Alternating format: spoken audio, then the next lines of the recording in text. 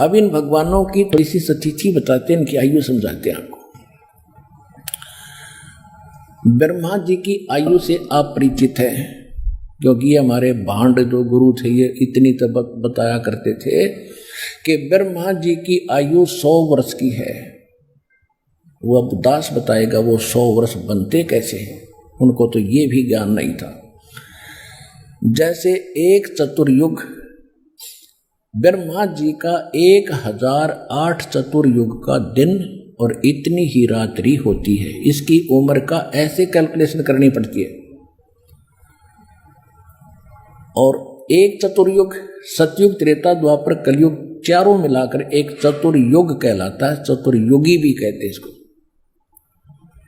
और इसके कुल मिलाकर एक, तो ऐसे 4 युगों का, चतुर्युग का टोटल टाइम कितना होता है? 43,20,000 वर्ष। 43,20,000 वर्ष एक चतुर्युग का।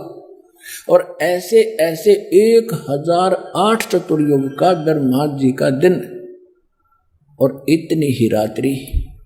इसको लंप सम 1000 चतुर्युग माना जाता है। जैसे हमारे यहाँ वर्ष कैलकुलेट करते हैं अपना यहाँ का मनुष्यों का, ये वैसे वास्तव में 365 सही 1/4 दिन होते इसमें, लेकिन हम अमूमन इसको 365 दिन का ही मानते हैं। इतना समझ लो।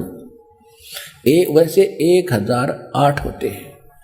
और इसका आगे ऐसे इनकी आगे भी इसकी डिफाइन किया है कि एक इंद्र का शासनकाल 72 चतुर्युग का होता है। और एक ब्रह्मा जी के एक दिन में 14 इंद्रों का शासनकाल पूरा हो जाता है। तो 72 को 14 से गुणा करेंगे तो 1008 चतुर्युग होते। तो लमसम माना जाता है 1000 चतुर्युग का ब्रह्मा का दिन, इतनी ही रात्रि। ये दोनों मिलाकर समझो एक दिन रात बन गए ब्रह्मा के।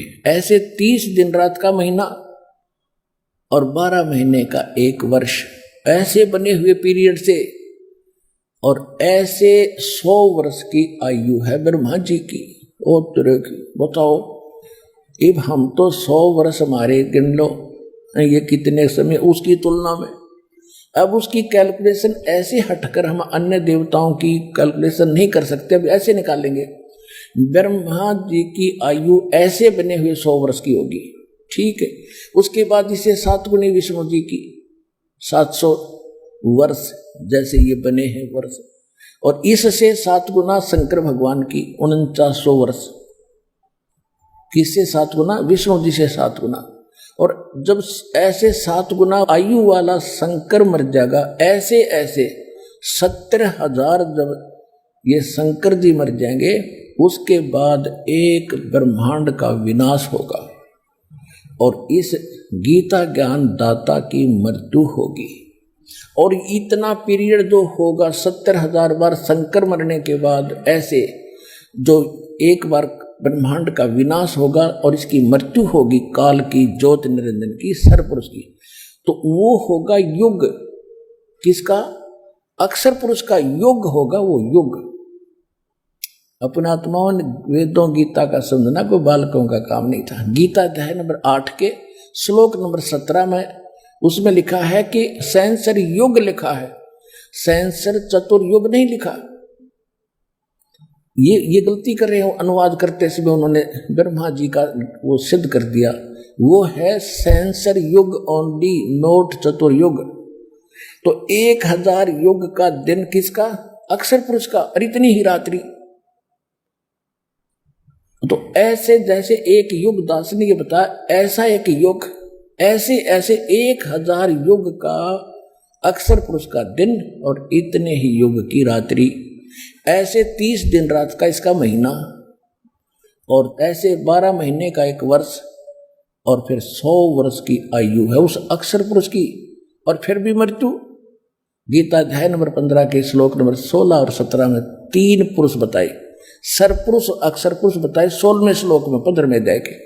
उसमें कहा कि ये 2 पुरुष प्रसिद्ध हैं, एक सरपुरुष और एक अक्षर पुरुष। ये भी और इनके अंतर्गत जितने प्राणी इनके कमांड में हैं, ये सब नाशवान हैं। लेकिन जीवात्मा अलग विषय है, वो नहीं मरती। फिर उसके तुरंत बाद का 17वें श्लोक में 15वें अध्याय के उत्तम पुरुष है तू अन्य परमात्मा इति उदाहरते, ये लोग तरन अविश्य विवर्ती अवेश्वर है। वो इन दोनों से कोई अन्य है, वो परमात्मा श्रेष्ठ भगवान उत्तम पुरुषोत्तम, और वही तीनों लोकों में प्रवेश करके सबका धारण पोषण करता है। वो मूल रूपी संसार है, संसार रूपी वृक्ष की मूल है, और वही वास्तव में अविनाशी है, अव्यय ईश्वर है। तो वो कौन है? और इनकी मृत्यु जो इतनी लंबी आयु है अक्षर पुरुष की, फिर भी मृत्यु है, इसलिए इसको अक्षर कहने लगे। अक्षर माने अविनाशी होता है, लेकिन ये अविनाशी नहीं है, लेकिन अविनाशी से कम भी नहीं है। इतनी लंबी उम्र में मरेगा, लेकिन फिर भी मृत्यु है। तो सूक्ष्म वेद में कहा है, एती उम्र बुलंद मुर्गा अंतरे, सतगुरु लगे न कान न भेंटे वो संतरे।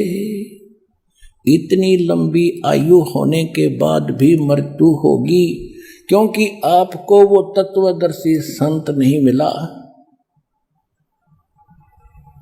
जो गीता अध्याय नंबर 4 के श्लोक नंबर 34 में जिसका वो वर्णन है, यजुर्वेद अध्याय नंबर 40 के मंत्र 10 में जिसका कहा कि वो धीरा नाम तत्वदर्शी संत ही सही सही मार्ग बताते हैं, उनसे सुनो।